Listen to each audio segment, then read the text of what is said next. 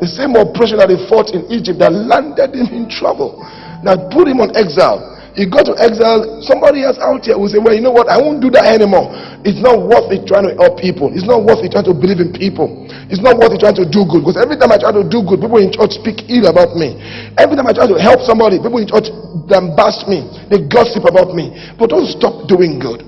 Don't stop defending the righteous people. Don't stop fighting. Believe that those things are right and continue to do them. You never can tell. That same action that landed you in exile can give you your wife. And because he did that, he defended a helpless woman. And then she said, come home. And then, how come you came home earlier than usual? Well, there was this guy, Egyptian looking guy that helped us. And the Jethro, the father of the woman, Zipporah, said, okay, let me see the man. Stay here with us. I'll give you my daughter to marry. For why would you deserve to marry? Because you fought and defended her against those that were oppressors. Many times we need to understand that we need to make up our minds to fight for what is right, whether it is popular or not. Whether it is popular or not, you decide to do what is right. What is right, whether you be loved or not, whether it will give you money or not, just do it. It's right, it's proper. And he began to tend the sheep of Jethro, and he did that for several years, about 40 years actually. And got to a point one day he went to the part of the mountains and the rock, and he heard a voice. He saw a burning bush. You know the story very well. And in that burning bush, he noticed there was fire, but the bush was not consumed. And he was wondering, what kind of sight is this?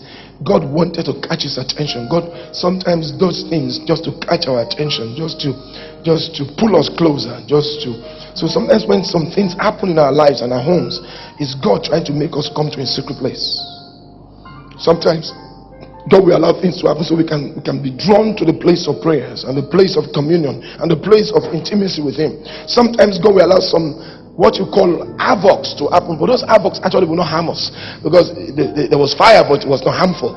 You know, have you seen a fire that's not harmful? Yeah, it's in scriptures. It was a fire but it was not harmful. It was a fire but it was not hurtful. It didn't affect or afflict. You get a point? But it was burning.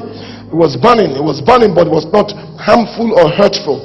And that's what God does. Sometimes he allows some disasters to happen but won't affect us. Don't worry.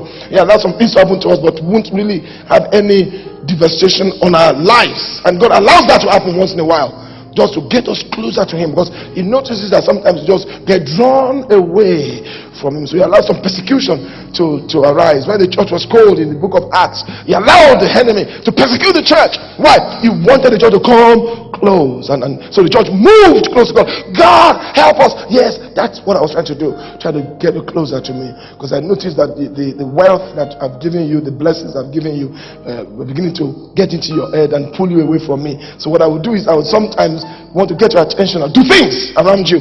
I create scenes around you that will pull you close to me. And a few people sometimes, instead of going closer to God, go farther away from God. Go farther away from God. They go into all kind of things. And so the first encounter this man will have with a secret place was a burning bush. And he had God's voice. And God said, take off your shoes from where you are. It's a holy ground. It's a secret place. It's my meeting place with you. This is my secret place between you and I. And I'm going to keep you. I'm going to protect you. And obviously, he had an encounter. He had to go back home. And he told his father-in-law, told his wife, you know what, folks? Something funny happened to me today. And I heard a voice, and I threw my rod, I became a serpent. I put my hands in my bowels, I brought it, I became leprous, and I put it back inside. Something magical, something miraculous, something supernatural happened to me today. But it didn't happen in a public place. It happened in a secret place. Secret place. So when God now sent him to Egypt to deliver the people, he understood the place called secret place. That every time he was overwhelmed in public, every time pressure overwhelmed him, work stress, every time there was a crisis in his life, he would always run to the mountaintops. David was one man that God loved. Moses, I beg your pardon, God called him and spoke to him face to face. He had what you call face-to-face conversations with God, face-to-face meetings with God, face-to-face intimate relationship with God. Moses knew God, so he would always go, sometimes 40 days on the mountaintop. Joshua will be far away, and Moses will be there alone with God. Secret place.